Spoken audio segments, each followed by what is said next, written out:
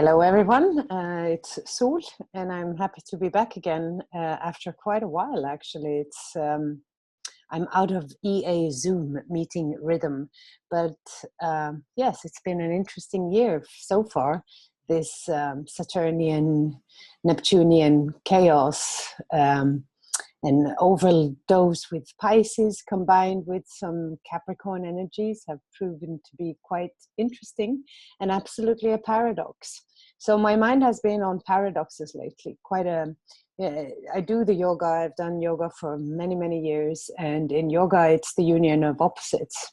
And also in my work in social, it's always harmonizing duality, harmonizing polarities that we find inside. So naturally, when I, was asked to do another lecture for EA, I thought, yeah, this is what I want to present to the world. I want to present a functioning model which we can use astrology in, an energy model. So I'm back to the track that I've been working on, I guess, a little bit overall during my time here on EA. And it's definitely part of my passion in my work because it's a helpful way to see the astrology, and it's really a healing way to see the astrology. So for me, that makes sense. And paradoxes is quite difficult for us, especially now. Saturn is in Capricorn, and we've all been invited to look a little deeper into our own complex patterns and take responsibility in a more conscious way around the different polarities that we see play out in our psyche. Also, it has to do with projections, of course, because that's also an externalized polarity. And this is very important if we are to grow and find harmony of body, mind, and personality, so that we can reach further into our potential and live a life that is more in harmony with our dharma, with our true path, and with our joy. Polarity is the essence of war, you might say. It's the essence of Libra, sort of. And we recently saw, there was this NRA video I posted, this woman, Dana Lush, her name was. I didn't bring in her chart. I should have brought that in. That would have been interesting to take a look at. Her chart, she's Libra. And everybody's like, oh, but she's Libra, such a peace-loving sign, Libra. And she deals with polarities. That's what any Libran does. So, like this kind of black and white from one polarity to the other, flip-flopping between different kinds of personalities that we find on the inner levels that we express very often subconsciously. We take on one mask and then we take on the other mask. So it's this understanding that a lot of these polarities, they originate from within and inside our charts. We can use the charts in a way that's very helpful for us to reach a deeper equilibrium or a deeper balance in our lives. So yes, so I will start sharing my screen. And this is sure. Here we go. I'm on a new program today, so I'm hoping that everything will work according to plan, but nothing works according to plan these days, right? With all this Pisces energy, it's like we have to improvise, people. You toss out all your plans, everything you thought you were supposed to do, make new plans. It happens now. So hopefully it will work well, this new program of mine. All right, so in the beginning, let's just start in the beginning. There was nothingness. It was just simply nothing. That's what I believe. Now, a lot of people, we have different opinions, and it's probably something that people love to debate as well. What was before everything happened? And the best way to explain it is probably nothingness or singularity. Maybe everything was just one. And the singularity was an undifferentiated something or nothing. You might call it nothing as well, because there was no time-space continuum. So there was no difference. There was nothing. And I don't know where that nothing was, but it must be some place, but it was nothing. And nothingness is a concept that has to do with singularity. In old Tibetan traditions, this is the state of mind that that they are reaching for, actually, because nothingness is a state of, how can you say, it's a state of union with everything. So in this nothingness, everything and nothing exists. And it's that singularity, that one-pointedness within everything. Now, eventually, due to fortunate or unfortunate circumstances, it depends who you ask, something happened. The first polarity happened. There was a split.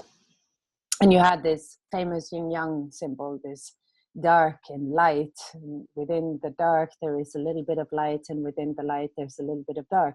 And this is what I call, because, freely I just call it the first polarity. It's feminine and it's masculine. And we know from the astrology that we separate the 12 signs into feminine and masculine signs. Taurus, Cancer, Virgo, Scorpio, Capricorn, and Pisces are known as feminine signs. Masculine are Aries, Gemini, Leo, Libra, Sagittarius, and Aquarius. These are the masculine sign. Now, I just want to, since it's the Day of Women today, and happy birthday, everyone. Happy Women's Day. That's what it is. To everyone. I just want to differentiate what I mean with masculine and feminine. It is horizontal and vertical. It is plus and minus. It is introverts and extroverts. It is these two dualities that exist within everything. So it's equally within men as in women. But what we normally say with feminine and masculine signs is that one is extrovert or radiating, which is the masculine sign. It's more outward, whereas the feminine sign, Taurus, Cancer, Virgo, Scorpio, Capricorn, and Pisces, are more introverts. They are more magnetic. So you have these two principles as well, especially important in healing. Any healing science, you have radiation, and then you have magnetism. These are the two basic principles that we work with. Magnetism in itself is really attracting things to you. Radiating, it's creating something. It's shedding light on something. It's expressing something. So it's breathing in and breathing out. And it's the parasympathetic and sympathetic nervous system. One part of the nervous system is designed to make us calm down. The other side of our nervous system is created for us to get into action. So we have this two principles in everything in energy. It's standing still and moving. One is dynamic, the other is more still. It's more focused on one point.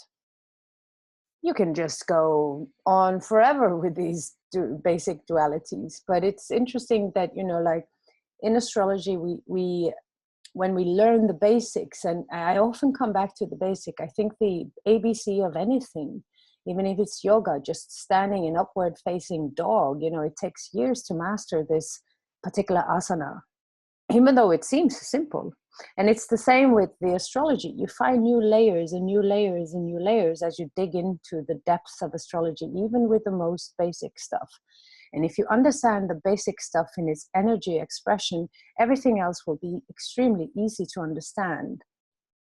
When you look at a complex chart, especially because we get lost in these complexities very often, these minor aspects, and it's so easy to get lost in a jungle of all these little expressions that an astrological chart can take. But less is more. In archetypal and evolutionary astrology, we want to reach the essence. We want to reach what is essentially the basic challenge or the basic work that this particular person is set out to do in this lifetime. What is the balancing act? What is it that this person is trying to master? And very often we run into dualities, big polarities within the psyche. And we're going to see that after a while when I pull in some charts and it gets a little bit more meat.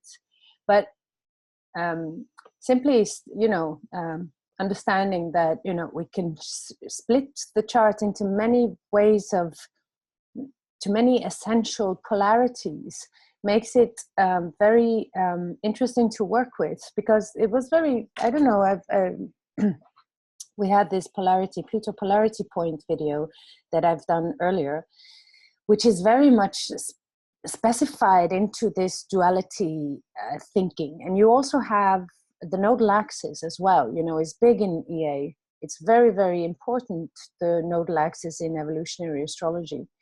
And that's, per definition, a duality. It's an opposition that needs to be integrated into a whole. You are always working with both ends. So with polarity point of Pluto as well, you have this flip-flop moving from one expression to the other extreme and back again, and until there's this full and complete expression of something. Now I'm very, I've been thinking a lot about this, because union of opposites and paradoxes have always fascinated me greatly.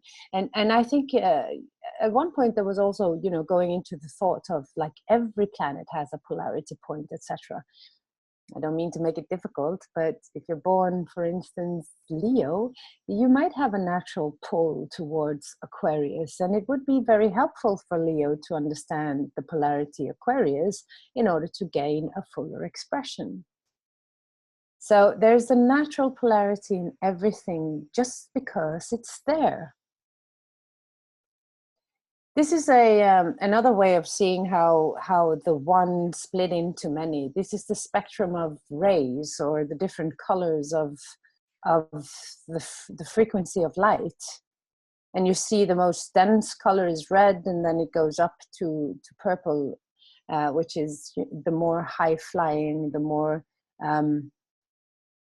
high vibratory energies. And this is also something that, you know, it's called the 7 rays. And it's said in the esoteric astrology, which I think is also important to understand, that every sign is a combination of one or more of these rays. So this is also energies that appear as dualities in our lives. I don't want to go too deep into this. I just wanted to show you how the one splits into many. We also have polytheism, which starts with the pantheons of the different religions. This is the Hindi, and how the one split into many expressions. Here is something about the 4 elements that is written in an old Greek book called the Cora Cosmo.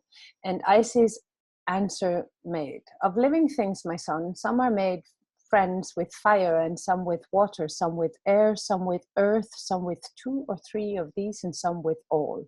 And on the contrary, again, some are made enemies of fire, and some of water, some of earth, some of air, and some of 2 of them, and some of 3, and some of all. For instance, some, the locust and all flies flee fire. The eagle and the hawk and all high-flying birds flee water, fish, air, and earth.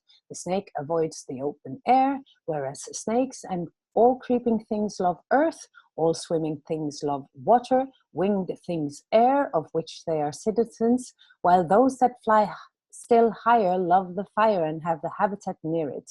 Not that some of the animals as well do not love fire, for instance salamanders, for they even have their homes in it. It is because one or another of the elements doth form their body's outer envelope. Each soul accordingly, while it's in its body, is weighted and constricted by these 4. This is basic alchemy, actually. And it is the understanding that we will be naturally, it's the understanding around the elements, that if you have a lot of a particular kind of element in your chart, you might fear other elements subconsciously, but it would be good for you to learn to harmonize with it. Unless you want to live in a place where you have eternal hostility towards one or more element that exists within life, a natural resistance to embracing life as it is. And that will be a lot of hard work. Like for me, for instance, I come into this lifetime with no water. And naturally, my 7th house is in Cancer. So naturally, my first big partner was Cancer. And it's needless to say, I had to I had to really work on myself in order to adapt to this particular element. And I had to learn about this element. I had to do the polarity therapy. I had to really embrace it, even though I thought it was slow and oh, not my kind of thing. And, you know, it even taught me something that really enriched my life.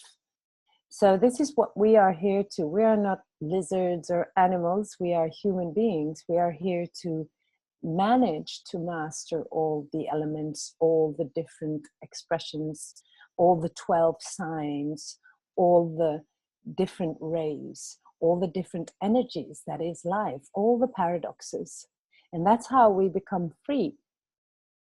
So it is absolutely an interesting healing perspective when you start looking into the details of the chart, because there will be resistance. What we have as a natural polarity or duality within, we're not that eager to work with it. We would love to just skip that part. Now, of course, that's probably where that famous skipped steps came from. And you can try to see a little bit deeper into why you are born with a particular planet square the nodal axis, for instance, and wonder and scratch your head why you have to work so consciously with that. But it's actually there to set you free, to master these elements that you don't have in your own chart, or that you have, but they are in one way or another constricted or blocked from its natural expression due to other elements, would then create a less flowing creativity. It will be resistance, for instance. If you have no air, maybe you don't like to speak or to small talk, or you don't like to be social. But then again, you might need this social experience, not so much of it, but you might need at least to not have judgment against it, because it's also part of life. And let's say you want to be an author and you want to write books, and you're very good with being introvert and writing books, etc., and having this kind of thing going. But when you're supposed to sell your books, you have no Jupiter, no fire, no nothing to go out there and sell them. You have to learn. You have to learn to embrace the elements that you don't have. So, of course, you know, when I look at the chart, whatever it is, I'm trying to see, okay, what is the natural duality in this chart, and what is the war that is going on the inner levels? Because there's always a war. We always go into some argument or some war inside, like you want to do something, but then there's 300 good arguments to not doing it, and then you get some lack of flow. It's not flowing. And when life is not flowing, it's not fun. It's heavy, it's dangerous, it's full of fear, it's constricted in some way. And this is how we can actually use the astrology as a great tool for coaching, a great tool to actually coach people into becoming free from what hinders them from reaching their potential. It's a very practical way of seeing the chart. And the elements, of course, are super fun to work with. It's a very nice approach to any chart. It's easy. If you just go into the elements, you go deep into the elements, and you start talking about how they influence each other. You can, I will just go deep into this. If you go back to the elements here, sorry, it's a little, what happened here? Yeah, that was a new program that I didn't know how to operate. But now I know I have problems. I have to figure it out. Found it. Now, for instance, let's say you have a chart with a lot of fire, and then you have some earth. These are natural. If we just take fire and earth, there's like a natural resistance between these two elements. Fire is very spontaneous. It comes out very quickly. It's very reactive. It's very intuitive. So it gets easily enthusiased about something. It's like, yes, I have this great idea. I want to make this concept, and it's going to be like this and that, and I'm going to build an empire, and I will take the chances and like do everything that I, you know, like have the courage, I have the go-go juice, I have the energy to do this. And then Earth comes along and says, hey, do you have a plan? Do you know how to, do you have enough money? Do you have you developed some skills to actually do this, right? So one of the first things my father, who's my first astrology teacher, he taught me, he said, just think about the elements. I mean, what a great teacher. Just sit down and think about the elements. And then he showed me some basic principles, like, let's say you have a fire. How do you take out a fire? Oh, you throw earth on it, of course. Or water, fire, water too. Not could be very, very less fond of each other. You know, like water is emotion, fire and emotion. It could be in a great mix. It can be great passion. Now, fire and earth in a great mix, when it's mastered, it can be very independent people who are super independent. They just do their own thing, and they do the practical aspect of it. They even have the go-go juice to motivate themselves. This is a great combination when it works, and a terrible one when it doesn't work. Then it can lead to depression, because earth is so realistic, and it's like, it's so heavy, right? So we can and take away the lightness of the fire. Now, fire, water too. Water is emotion. If you're very afraid of, you want to be an astronaut because the fire inside said, yes, I will do that. I will be an astronaut. I will venture where nobody has gone before. And then water says, but I'm afraid, you might die, and starts fantasizing about everything that might go wrong due to this fear, right? And tunes into the collective fear, because there's a very sensitive and channeling element, water. You can channel through water, right? Everything is moving through water. And therefore you can have this kind of challenge when fire and water comes together in the chart. It's like they are in a way fighting each other. They're the opposites of each other when they don't work well. If they work well, it's passion. It's pure passion. Then emotion and fire work on the same team. Get over yourselves, fire says to water, and water says, I will, I trust you. I trust that this is the right thing to do. And then you can have great passion. I have great love and energy for this. It's wonderful when you meet passionate people who have this kind of thing. They just go for it. Courage. Water, air can also be a very, very tricky combination, of course. If you have a person who's born with 3 planets in Cancer and 2 planets in Gemini, for instance, can be this very, very sensitive, Gemini mutable air, which is very highly reactive. It senses so much. And then water on top of it, you get hypersensitivity with these two together. It can even move into neuroticism. I'm worried about everything. Everything is, thought and emotion are starting to fuel into each other. If it's working well, you have a psychic. You have somebody who's absolutely marvelous with meeting people. They know exactly what that person needs. It's highly intelligent. Air, earth, yeah, it's probably not that tricky to work with. Air is very pragmatic and rational, and earth is also very pragmatic and rational. So sometimes I'm thinking, they could do well together, but it is they lack completely. There's a lack in that. If you have a foundation in a chart that's very air and earth, you have earth being it can be very constricting again to the wild, free air quality. Air can be very non-corporal. It's not in the body, right? Whereas earth is very in the body. So could be this disassociation between these two, right? It's flip-flopping. So that's just very quickly showing you. Let me show. It's not going backwards, this one. I don't know how to put this backwards. I'm terribly sorry. Let's just go again. So that's just to show you how you can see, for instance, the elements, since we were talking to it. But going back to the basic, it's how do you view the chart? For me, it's extremely important to see it as a roadmap of what needs to be mastered. It's like a work task. And we, like, okay, this is it. You came here to master these particular dynamics. Some of these lines are red. That means there's a lot of evolutionary pressure on this particular aspect. That's how I view the oppositions, the conjunctions, and the squares, which will be always drawn in with red if you have a chart that is, has colors.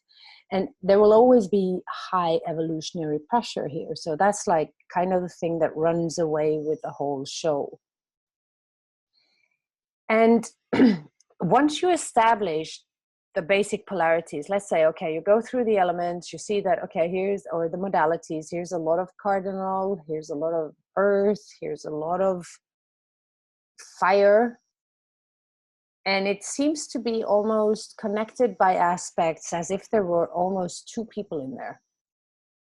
Then you know exactly what would be the schism in the psyche, the problem, what is needing to be bridged. And of course, this ultimate polarity, the nodal axis, will come in and help and add in nuances to this particular picture. And in this way, we can also see what is it that is missing. And we go to the ascendant to find the answer to that particular question. Which quality do we need to integrate in order to heal the dualities? Very often the answer is the ascendant. And then we can figure out what is the particular discipline. Like we've discovered, like in my case, like, oh, there's no water here. Maybe you need to learn to listen to your emotions. Maybe you need to, spend some time just feeling into your emotions, right? Which is a good advice to give somebody who has a moon in Gemini and the sun in Aquarius. It's a little, how can you say, it's a little quick, it can be very quick. I think if somebody were to describe me, they would say I'm very quick. That's like I'm super fast. Slow down, slow down. So learning to slow down by learning to adapt to water, just even the water inside of me, has been very, very helpful. You can figure out what is the missing link.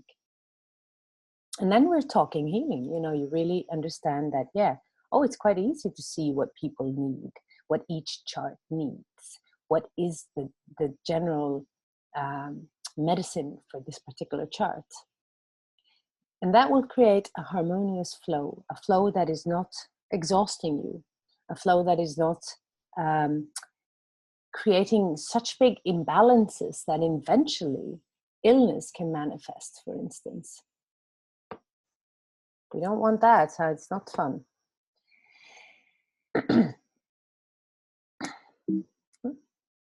Yes, and there's just another duality that we deal a lot with in evolutionary astrology, and it's the integration of the nodal axis. It's the integration of more than the nodal axis. As you can see, the nodal axis involves the moon and the sun. These are the two basic principles that are involved by default in the understanding of the nodal axis. It's harmonizing the subconscious with the conscious expression. It's making conscious, taking it into the light, whatever just came in as a habit from a previous life, and integrating it consciously into the psyche. Now, there's a lot of debate. I mean, Jeffrey Wolf Green school teaches this around the nodal axis. Maurice Fernandez teaches another thing around the nodal axis. I think, what comes over and over and over again is that if there's planets on the north node, no planets on the south node. I have a chart with me that I can show you a little bit later that has exactly this. You will see that, okay, this person already have some access to the North Node. So where would the mind or the psyche naturally gravitate towards? Well, it will naturally gravitate towards becoming more aware of what that part, which is the South Node, entails.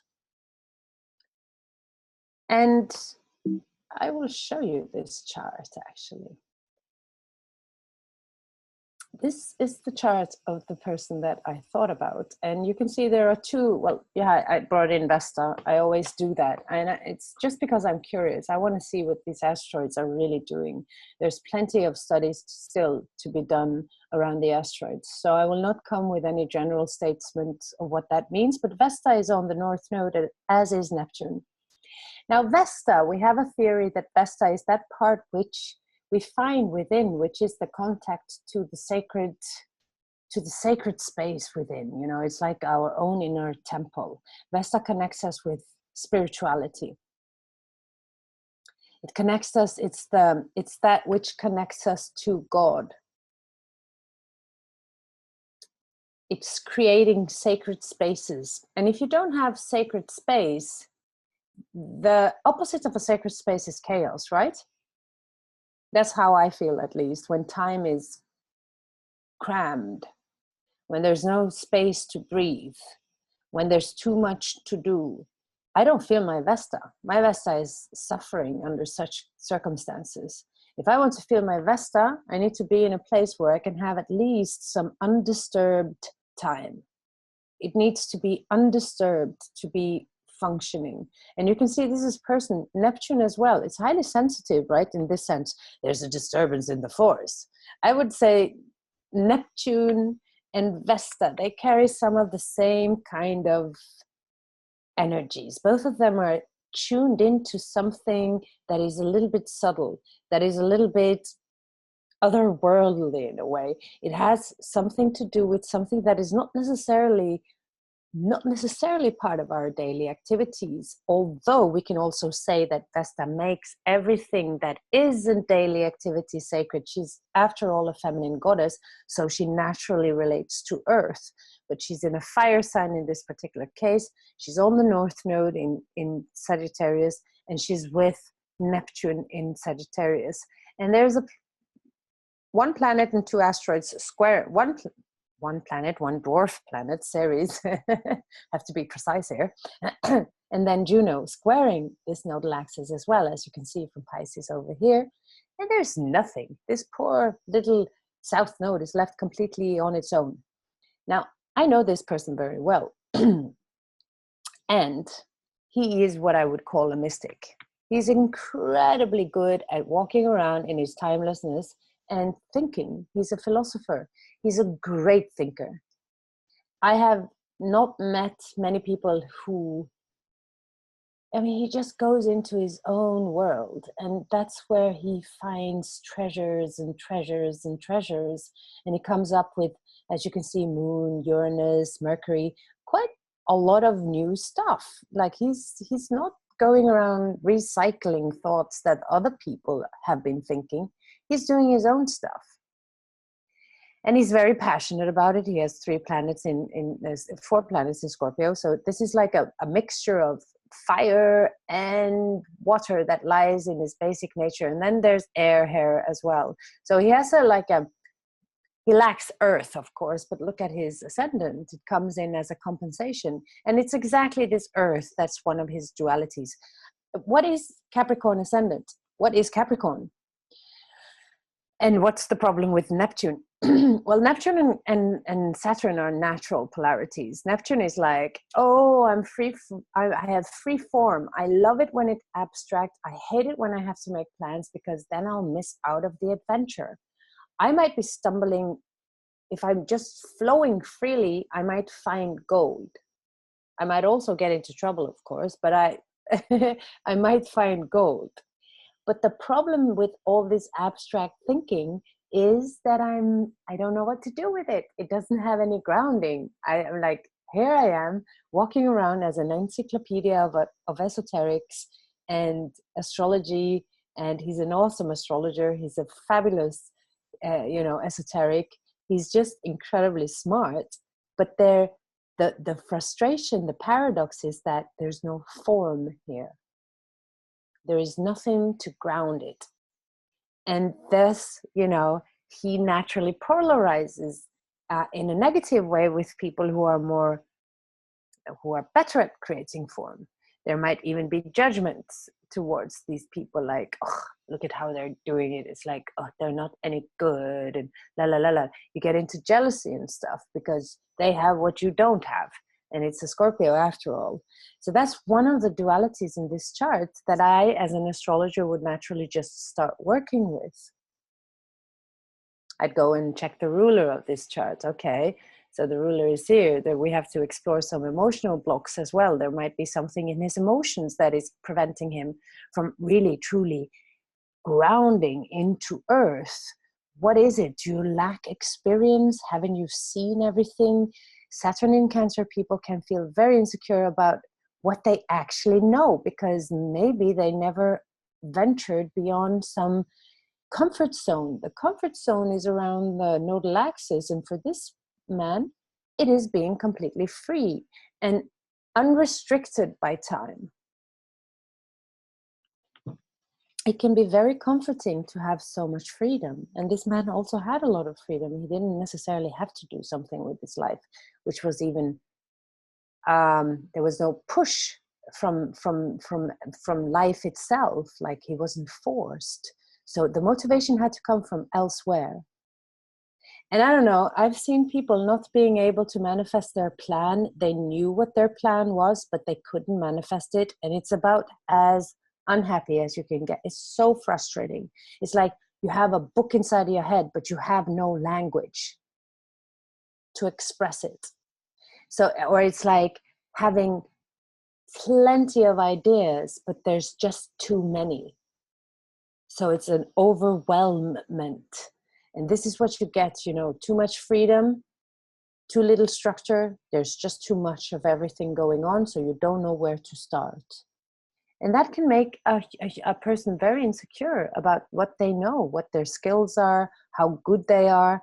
You know, Saturn and Capricorn, they want to see some results. So on an inner level, it could be this very, very strict kind of Saturnian energy that goes, yeah, I see you have all these wonderful ideas, but really, do you think, is that really how it is?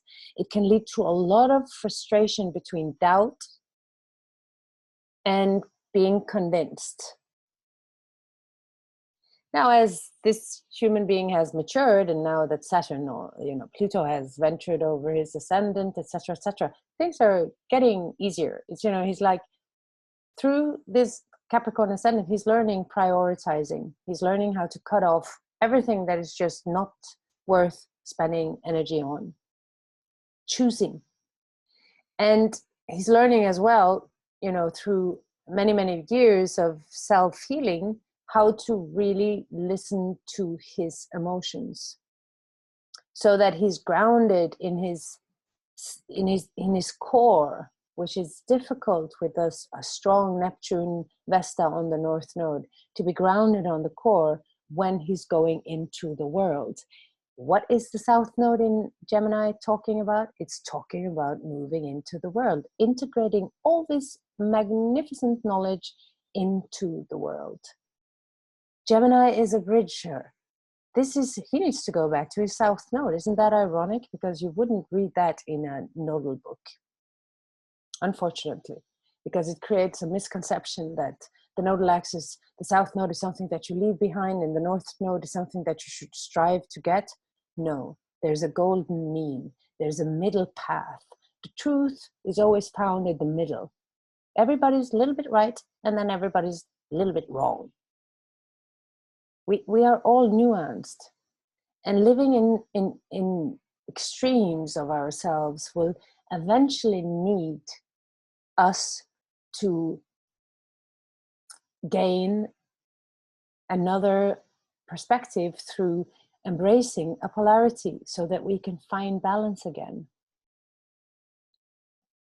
We need to be in balance too from time to time, so that we can go deeply into our creation. but there's a time for everything, and it's that rhythm that we need to understand in order for us to become completely functional. Now, there's another polarity in this chart that I find extremely interesting, and it's that air-water challenge. Air is very, heady. It's in his head, like it's very, and you can see his moon is conjunct Uranus. He's a very freedom-loving man. The idea is freedom. He needs a lot of freedom. On the other hand, he's a Scorpio. The attachments that lies in Scorpio is the fear of abandonment, the fear of death, the fear of not being good enough, and therefore that somebody will eventually leave them. How can you have those two polarities existing within the same human being? It's difficult. So the black and white, going from being in a relationships where there's been a lot of freedom or no freedom at all, to entering into a relationship where there's this balance between attachment and freedom, where there's enough freedom that, the jealousy releases, that the fear ends, the fear of abandonment ends. Giving freedom equally as taking your own freedom. So it's a very interesting contrast that we can start to go into, because you can't get rid of any planets. People try that for years. I just want to get rid of my problems, very quickly as well. That always failed. Antagonism creates resistance. And then when we have an archetype inside that we don't really like, I don't like my Saturn, I don't like my Pluto, I don't like my South Node, I don't like my Venus. Like you start like that with your own chart. You are creating resistance towards your life, your destiny, yourself, and you reject what could be a treasure. But I know come on, I'm human too, it's not that I'm, I haven't experienced frustration with my own chart. Like, for instance, my Venus, I'm like, this Venus, like, or my Mercury in Pisces, that's a biggie, so it's easy to sort of like be a little, we're here again, huh? But it's always, learning to embrace, like, what is it that I'm really trying to balance here? What is it that my particular Venus needs, my particular moon needs, my particular sun placement needs, my particular imbalance? What is it that it needs? And of course, when you see a person with moon Uranus, it's a person who needs a lot of freedom, right? It wants to live an untraditional life, perhaps, have something unusual happening. And then you have all these, moon Venus, sun Venus in Scorpio. And in the 10th house, it's a bit more conservative. So there's a split between the new and the old, the conservative and the new, the unknown. There's a friction here that creates a dynamic that creates growth eventually. But it doesn't mean it's easy. It's flip-flopping all the time. So, I go back with, now I found the go back button. I want to go back to the chart of today, actually, because I wanted to, like now, right now we have the South Node in Aquarius, and we have the North Node in Leo. And we've gone through a couple of eclipses of late, and we know that there is a lot of stuff going on inside of us related to these particular archetypes. And there's a lot of consciousness evolving in this particular way as well. The Me Too campaign, we talk a lot about Jupiter and Scorpio for the Me Too campaign, and it's not really, it's very relevant for exactly the Me Too campaign. But if you look deeper into the nodal axis, because that's also, when did the Me Too campaign start? Well, it started with the opposition of Pluto, Ceres, and the eclipse in August. There was a perfect opposition between Pluto and Ceres. And the eclipse in August, it had to do with South Node in Aquarius and North Node in Leo. And South Node in Aquarius, it's the people, right? And Leo that's the rulers. So it's for us to understand how we participate in the world without becoming dictatorial, without becoming dominant, without becoming bad rulers. How do we use power? How do we treat each other? Do we take into consideration that it has nothing to do with you, but it has to do with us? And if you think too much about us, do we take into consideration that it has to do something with you too? You too matter. So it's that schism between the me. I'm over here, Leo says. Yeah, me. You know, like when somebody goes on stage and they think it has to do with them, they're forgetting why they are there. We're all in this together. That's the Uranian, that's the Aquarian way of thinking, if it works well. You know, the audience, it's when you get somebody who is very entitled, for instance, and start treating people like they are their servants. Like, I don't care about my fans. That's like I'm sorry, like a Justin Bieber thing. Like, I think it's kind of like, he's a sweet guy. I mean, by all means, he's talented and intelligent and yada yada. But he came on stage in Norway a couple of years ago, and and of course he was probably under a lot of pressure and stress. But there they were, the 12,000 young girls who had saved their money and forced their parents to travel to Oslo to sit with them while they go crazy in prepubertal hormonal chaos as he enters into stage. He sings one song and then somebody throws some water on him and he runs off stage like the diva. That's exactly when you mistreat something. Not just these people, it's like mistreating life itself. And that's why I think we're dealing with so much abuse in this particular nodal period, because it is that, you know, the South Node is really dealing with that the cynicism that comes from Aquarius when it's not taking into consideration the heart. You just don't use people as you want to. And then you get the kind of like entitlement that is the dark side of Leo. Like, oh yeah, but I'm better than everyone, so I'm worth it. I can just go and help myself. Now, you know, you can say good and bad things about every sign. Absolutely. There's a dark side. There's another duality within the sign. There's a dark side and a light side, or like a destroyed aspect, like I would say a distorted aspect, and then a constructive, healthy aspect of any sign. And with the nodal axis, we're definitely dealing with healing these particular two signs, right? So it is learning to use your power well and taking into consideration the group. But if you take too much group consideration, you will forget yourself. It's a duality. It's not an isolated Leo Aquarius thing. And I think a lot of people will, you know, agree that, yeah, maybe that's something that goes on in your life too, huh? Especially if this hits very strongly home in your chart. Because once this tension between these two polarities are healed, when the tensions are healed, you will have freedom. They won't get under your skin anymore. And it won't bother you anymore. And you will be free. You found the midpoint. Some people are very, very giving, and they give everything to the group, to their friends, to, you know, to the greater society. And they completely drain themselves. There is no more radiation coming from their hearts. They give, but they don't give it freely. They want to have the same back, but they're not aware of it. And then the life force just disappears. And then the sun, she's extinguished. That's Leo burning out, right? The fire burning out, because the people took too much. But that's also fire not being able, that fiery energy inside of you, not being able to actually put yourself first as well.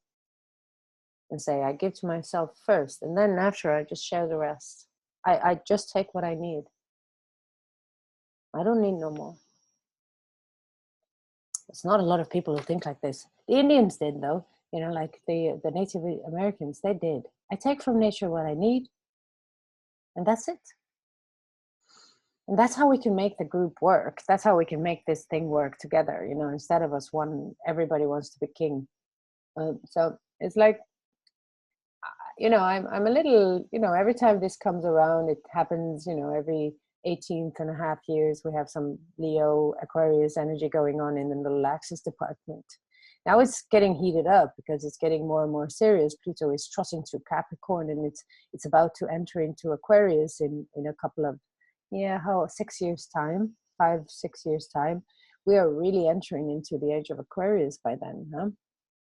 So that's why I think, you know, all this Me Too energy is going on for the time being. It's making us severely, you know, aware of what is abuse, not just in a large scale. People wasting your time by just being, by never wanting to learn, for instance. Just repeating themselves endlessly, you know, like it's just sucking the sun out of you. So, learning how to use energy well and not abuse yourself either. You know, a lot of people have a lot of vanity inside. Like, I want to have the bestest career. I want to have I want to be magnificent so the world can see that I am loved, so I can feel loved. You know, it's self-abuse as well. How we give and give and give without being able to give to ourselves. That's kind of like self-abusive as well. I call it blasphemy. That's how far I've gone. Because you are God, right? You're an expression of life, so thus you're God. If we want to use a little spiritual language here. And for me, that's the essence of blasphemy. Not being able to see what you have, what's the gift inside, and how can you give that to society and see that you're actually needed. That's like the positive expression of this nodal axis. And eventually, I think we're midway through this Leo Aquarius thing. And yeah, I think a lot of us will probably see that, yes, now I know why I'm here. And I know what I have to give. I know what my gift is, which is Leo. And I also know that it's needed. I don't have everything because nobody can be everything. I share this. Respecting the sisters and brothers, seeing them as brothers and sisters, equal. Not perhaps in what we do, but equal that just because we're here. And it's then the whole energy of this nodal axis is freed. There's no need for affirmation no more. There's no need for more than what you have. You're happy. And that's success. Here's another set of natural polarities I just thought I'd mention. You know, you often see this. You know, I mentioned already the sun and the moon as the radiation and the magnetism. Again, people who are very moony, as I like to call them, are very magnetic. They pull into their lives lots and lots and lots of stuff that, you know, they absorb a lot. I see time is flying here. And then you have Venus Mars, which is a very fun opposition to work with, but very difficult. It's the parasympathetic and the sympathetic nervous system, among others. And you have people who are really good at, for instance, running a lot, but they're not very good at resting equally. So you get some exhaustion problem. You can easily see that through this natural polarity and duality between these two. Jupiter, Saturn as well. One is extremely concerned with expansion. I have to expand all the time, and the other is restriction, saving. The other one is splurging. It's like you have two people on the inside. One is a pirate who doesn't care about tomorrow, and the other one is sitting there doing the accounting, reminding you how much you spent. There has to be balance between these two. Uranus, Neptune as well. One is completely cerebral, and the other is completely astral, fundamentally, completely in their emotions. Saturn, Neptune, I already mentioned, and Moon, Uranus as well. So suddenly time just went so quickly. I want to show you another chart before we leave here. This is a chart that brings out a lot of interesting Let's see if we have time to that 20. What happened to time? I entered into some zone where there's no time, because I thought I had been going for 15 minutes and it's almost an hour now. So that was interesting. But this is the chart of somebody that I recently looked at. And it's a very interesting dynamic here, because I just want to show you how you can see this from an overall point of view. What you have here is a grand trine in fire. Now that's the first energy. That's like a basic one. Moon, sun, Mars. It's like a fire energy. The other side of the polarity, as I said, there are other elements here that are more naturally equal in their mode. And it's that Saturn, cerebral Saturn on the south node in Aquarius. Uranus, the ruler of this Saturn, is in Virgo, another cerebral sign. So you have a person who is incredibly intuitive, incredibly creative, incredibly free and fun-loving and impulsive with all this fire, enthusiastic, like it's some natural child creative energy. It's a lot of energy here, right? And then in comes this very cool, cold, critical, it's like a sheet. It's like there is something, you have all this bubbly energy on the inside, and then you have somebody standing in the doorway saying, hey, hey, hey, where are you going? Where do you think you're going with all that energy? Now this natural polarity can create like a schism between this person wanting to do something, having an enthusiasm for something, and then having to meet this Saturn on the south node saying, yeah, I don't think so. Castrating everything, putting out the fire constantly. Air can also put out fire. You blow matches, right? And there we go, the fire is gone. And earth too. These are like, and it's like a schism in this chart. And you can spend an entire reading talking about this particular polarity, and it will be very helpful for the person who comes for this particular reading, because they will see themselves not just as a human being, one person, because we're not one. Where do you think the polytheism came from? Inside of us there are many, and these are the subpersonalities. And one subpersonalities in this particular chart is that Saturn Virgo personality that says, that is more critical, that is more analytical, that is prudent. It can even be the miser. It can be somebody who's afraid to splurge, afraid to take chances, wants to have everything calculated, in advance, wants to have some plans. And then the other part of that particular person is like, well, I don't care about the plans. Now this schism can be projected so that, that person draws into their lives when they are embracing their fire, they pull into their life some Virgo criticism, for instance. But it's already on the inside. The subpersonality is already on the inside. You could probably also, in a way, say that, okay, you can discuss how were the parents, for instance. How did the parents, were they very different? Huh? Like they were two completely different people and no idea why they were married. But it is that emotional complexes that almost manifests as human beings on the inner level, and they have a fight going on. And it is this fight that we, through the chart, can end, we can refine, we can create consciousness through exploring exactly what is it that this particular part is afraid of. Because fire can be pretty wild, right? It can be like going overboard.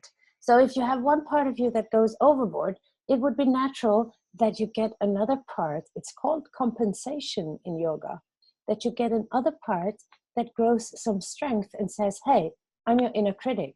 I'm here to take care of you. I will watch out for you so that you don't make mistakes. So it's actually kind of like a safety tool. Polarities are constantly battling each other, constantly working on each other, because they're actually needing each other. But when they come into a conflict with each other because one part feels completely annihilated by the other part, you get a very deep schism in the psyche that can lead to some deep challenges in becoming truly creative. Now I think somebody buzzed me and said, time's up. Does anybody have a question? Because I can't do all my slides. So keep going for another 5 minutes. All right. Okay. I was looking at my clock and trying to get a little finish off here. So I have another 5 minutes. Great. All right, let's see. Here's another chart. I mentioned the stelliums. If you have, we can go forever into this. This is a book, you know, and we can see different kinds of dualities and different kinds of schisms. You know, that the point is that a chart is so fundamentally full of information. There are so many potential combinations in any chart. So how can we spot the duality in any chart? Well, you'll see it after a while. It's not always obvious, right? But let's see, stelliums, for instance, where you get too much of an element or too much of a modality. So here comes another question. Oh, no, I don't combine. So I'm not going to get, that's like another lecture. That would be a lecture of, Dory asked if I can discuss the Vedic, more soul-oriented astrology and using the regular Western thing. Do you combine? I do not combine because I keep my food, either I eat Indian or I eat Norwegian. I don't mix them. So it's like, I would love to, but at this current point, I don't have that capacity. Definitely. I see, you know, the soil, when what I know from the Vedic is that it's more house oriented. So same, different, you know, same, it's the same person. You know, you should have access to the soul no matter what. Evolutionary astrology is my absolutely favorite. I mean, for all the things, because it has a connection to the soul. And it is the way that I see, you know, it's the way we can take esoteric knowledge and make it functional psychologically. So for healing, I think that's the best, you know, like, and I would ask people who are more experts in Vedic if they can give, I see how you can use them together. It's like, it's an abstract in my mind, and I definitely see how we can use it together, but at this point I can't. I'm sorry. All right, so let's just take a look at the last chart here, which is a stellium chart, which is in itself, there's a lot, well, it's a very intense chart. There's like 360 billion planets in Scorpio opposing Saturn in Taurus, squaring the nodal axis, and you know, it's a grand square in fixed signs, which is also in itself an imbalance, you might say. It's an imbalance and it's a talent, you know, so this person is super intense. This is a person who is super, super intense. That person is so intense that being social can be a big problem for this particular person. And you can see the North Node is in Aquarius, and Pallas is there. I don't know how that works in terms of balancing out the nodal axis. It's a very intelligent person. This person was very, very strategic. But the imbalance, the schism was always, the problem was always money. The problem was always surviving in the world. There was this natural polarity that is always very easy to sort of understand when you see that there is an actual opposition in a chart. And there is a natural learning in that. Then a person would naturally become eventually very good at mastering the duality.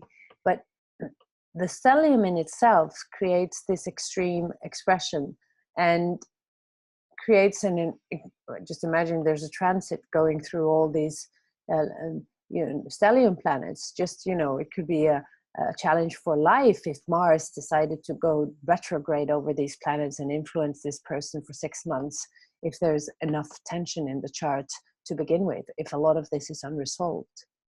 And there's also, from a stellium point of view, a deep resistance towards opening up, towards becoming, towards having some sort of balance, because, you know, it's so difficult to gain balance with stelliums. It's such a high-powered energy, and it can be incredibly take over the chart. Now there's other elements in this chart. For instance, this person has a moon in Capricorn, which is like, hello, little moon in Capricorn over there being all alone. Like in itself, it creates a polarity, right? Because you have this massive stellium in Scorpio. And Scorpio is quite friendly with Capricorn by all means. But, you know, here you have a person who's extremely emotional. And then you have a moon in itself, which is kind of trying to control everything, because that's what, you know, what is, it's a person with a great deal of social responsibility and care for other people. Now, this person flip-flop between being extremely caring and giving to other people and incredibly demanding and intense and dramatic with other people. Like it's constantly flip-flopping, and there's a lot of guilt due to this particular pattern. There's a lot of guilt coming in, and it's also you know, there's also like creating a very deep lack of connection. You know, what is this particular person needing? Well, it's needing some connection, but is there a denial of this connection with this particular moon in Capricorn? Absolutely. It's denying its own needs. It's being rejected over and over and over again. And there's another schism here, which is also interesting. It's that Mars Uranus, which is very well, it's highly vibrating. It's high vibrating nervous energy, and it's just adding into all of this creative chaos that is there. And what is this person lacking? You know, there's every element available here. And what could be the healing for this particular? Where's the imbalance here? And it's that moon.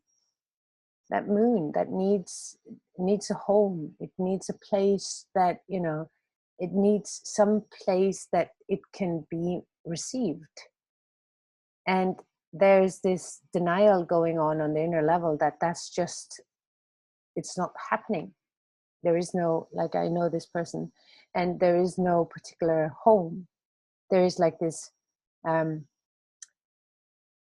is this incredible strong desire to be with Scorpio, to be actually in union, to be in some sort of symbiosis with something. But then again, there's this great need to be alone with the moon in Capricorn, and also Saturn in Taurus, to learning to be alone again. So this person, even though there's a lot of need, codependency even, in order to become one with another person, this person goes into a relationship, becomes extremely needy, and then is being tossed out of the relationship because it's too much for that person, the other one in the relationship. It's just that nobody can answer all that needs. And then Saturn, this polarity, becomes a reality. What is it that Saturn in Taurus needs to learn? To be independent, to be autonomous, to not be codependent, and to not necessarily use the resources of other people. But to be quite frank, that's exactly it. You know, you're learning to have your own resources. So there's a great, you know, like there's a great dynamic here, evolutionary speaking. You know, you have all this, you know, drama that comes from the South Node as well. There's a very dramatic thing.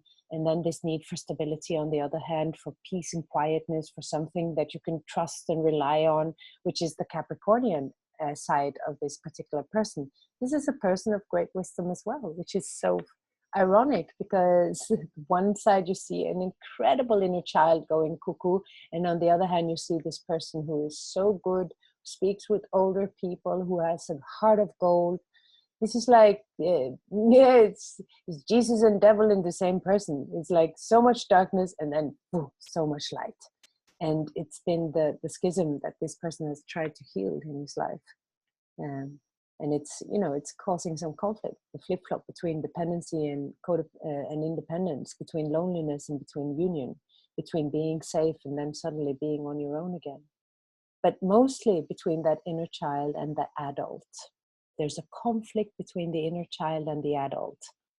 And that's what this person is trying to figure out in this life. You can see this very incredibly graceful, in many ways, a very nice trine between, you know, Pluto and Saturn and the moon. This is a person who has a lot of emotional wisdom and depth. But then here comes, you know, here comes stellium, square the nodal axis, south node in Leo, you know, the big child that comes, you know, and not being able to control himself. So it's a very difficult one. We will take one question. We will wind down. Okay, so we will wind down now. Have to. That 5 minutes turned into 10 minutes. So, so thank you so much, Sol. I really enjoyed this meeting, and I'd love for you to present on this topic again, if you wish. Well, it's definitely a work in progress. This is something that I'm working on continuously. So there's a lot of ideas here that I would love to develop even further. But I presented some of my basic ideas and thoughts around this thing. So absolutely, I would love to work. This is my passion. Yes, I love it too. This is one of my favorite topics. So thank you so much. And Dory says, wonderful, Sol. Thank you. Thank you, Dory. Beautiful. So thank you from all of us, and we'll catch you next time, Sol. All righty then. I'll go to bed now. Ciao, ciao. Thank you, Sol. Thank you, everyone. Thank you. I learned a lot. Thank you, Sol. Thanks. That's nice to know.